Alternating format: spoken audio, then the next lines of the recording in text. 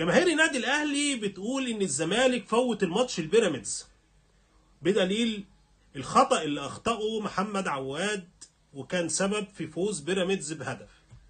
طيب معنى الكلام ده ان الزمالك كان قادر يفوز على بيراميدز وفوت المباراة. الزمالك كان قادر يفوز على بيراميدز وفوت المباراة. طيب انت كنادي اهلي قابلت بيراميدز في الدوري مرتين، في المرتين كانوا بيلعبوا مطرود منهم واحد، ما قدرتش تكسبهم ليه؟ بالعكس انت كنت متأخر وكانوا كسبانين وتعادلت بالعافية ومطرود منهم واحد، وفيهم ماتش مطرود منهم واحد من الشوط الاول اعتقد. ليه ما قدرتش تكسبهم وانت النادي الاهلي بالسكواد الفظيع بالصفقات الكبيرة؟ جاي انا بقى الزمالك بالسكواد دوت عايزنا نفوز على بيراميدز، عايزنا نتعادل مع بيراميدز وهم كاملين مش ناقصين واحد. طب ازاي؟ ازاي؟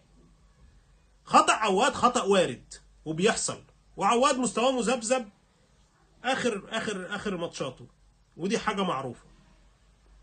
فازاي تقول ان الزمالك مفوت الماتش؟ ازاي حد عاقل يقول ان الزمالك يفوت ماتش زي ده؟ ازاي نادي كبير المفروض انه لو كسب بيراميدز امبارح يبقى عنده فرصه ان هو يلتحق بدوري الابطال، وان خسارته امبارح رسمي هيلحق كونفدراليه مش هيلحق ابطال افريقيا؟ ازاي هيفوت الماتش؟ عاقل يقول لي الزمالك ازاي يفوت الماتش؟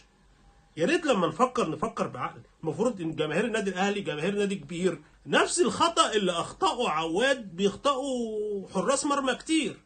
بسام حارس سيراميكا الماتش اللي فات مع الزمالك اخطا نفس الخطا واصعب منه مع ناصر منسي، وبرضه جماهير الاهلي قالوا بسام مفوت الماتش، مع ان سيراميكا ملوش مصلحه ان يفوت ماتش للزمالك، والزمالك ملوش مصلحه، الزمالك كده بعيد عن الدوري. يا ريت نفكر بعقلنا قبل ما ناخد القرار. السلام عليكم.